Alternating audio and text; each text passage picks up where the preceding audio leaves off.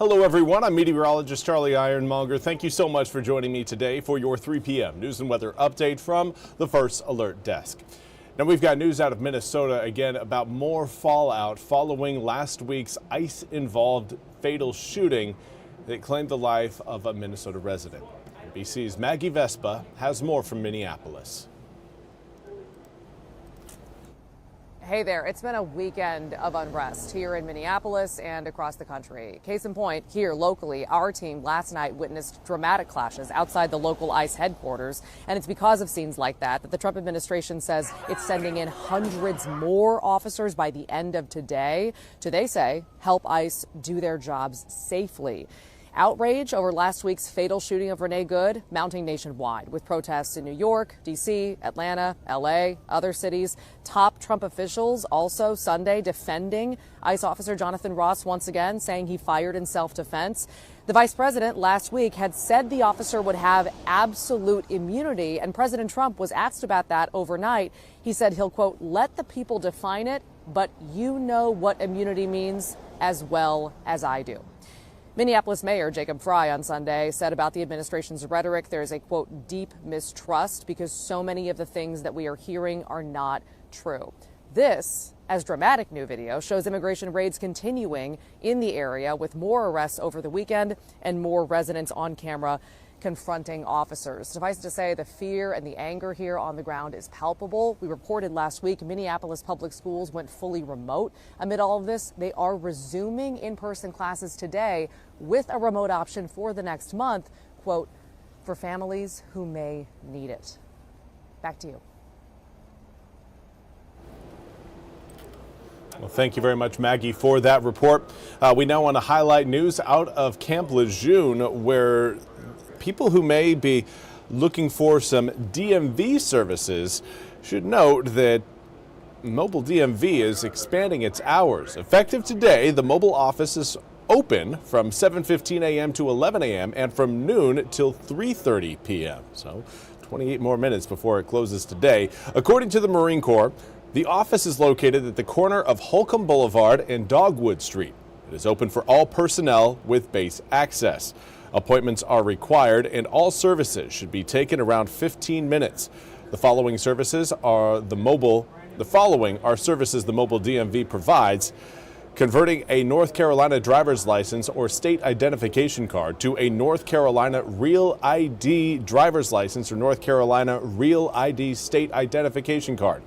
Transfer an out-of-state driver's license or out-of-state identification card to a North Carolina Real ID driver's license or North Carolina Real ID state identification card, or obtain a North Carolina driver's license or state identification card renewals and replacements. Now, for more information on scheduling appointments and required materials, you can follow a link on our website, WITN.com. And now for your weather forecast. It's been a sunny day today, but I think the biggest thing of note, obviously the cold air that's here, but what's going to tell us what tomorrow is going to be? And that is the winds.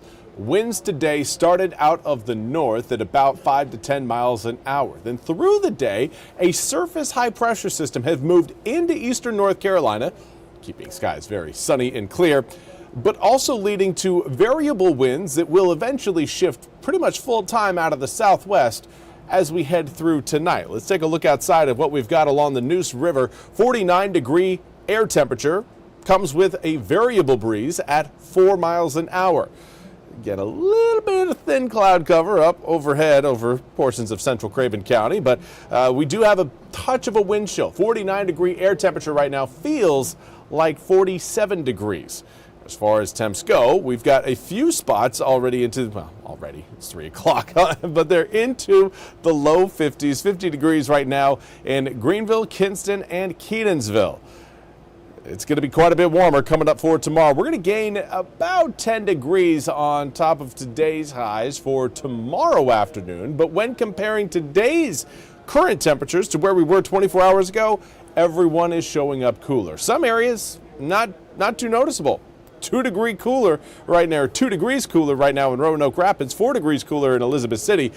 But if you head down closer to the Crystal Coast, right now it's 13 degrees cooler in Jacksonville, 18 degrees cooler in Beaufort. There is certainly more of a chill for some than others, but everyone again is going to be experiencing more of a southwesterly breeze tomorrow, and that is going to boost temperatures back up to our seasonal average. Normal this time of year is right around the mid to upper 50s. We will be at that level through your Tuesday afternoon.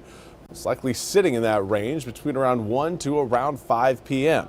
A lot of it has to do again with that southwesterly breeze. Now, those southwesterly winds will try to bring in a little bit of cloud cover to the east overnight tonight. It's going to be gone by the time we reach tomorrow morning, so no real concerns about cloud cover just fully descending on the east. No, tomorrow is again going to be another very sunny day, but it's going to again be marked with warmer temps thanks to the southwesterly wind and sunshine combo. Now, that combo goes away on Wednesday as we will see multiple low pressure systems approach the east coast of the United States. There you can see one back towards Texas, another frontal boundary drifting its way out of Wisconsin and northern Illinois and Iowa, moving its way towards Indiana and Ohio. That frontal boundary is part of the three. There's it all kind of coming together there as we make our way into your Wednesday morning. Cloud cover will be increasing. Rain chances go up throughout the day on Wednesday, but rain chances themselves really not looking all that impressive because each one of these systems is kind of keeping the other ones from really getting too strong. So they're limiting each other with the amount of moisture they're going to bring to eastern North Carolina and the organization of it. So we're not seeing any sort of severe weather. We basically have a pretty good opportunity for light to scattered showers starting on Wednesday, lasting through Wednesday night, extending into Thursday as well. Now, Thursday, a lot of those drops will be drying up as that last front carries them off the coast. But once they get carried off the coast, the cold air rushes in to take their place, and air temperatures are going to be falling quickly. 56 degrees on Wednesday, turns to 43 on Thursday, but it's the overnight low of 22 degrees Thursday night into Friday that should definitely grab your attention. Yeah, we'll be below freezing again Friday night and Saturday night, but not nearly as cold as, again, what we're going to be experiencing Thursday night into Friday morning.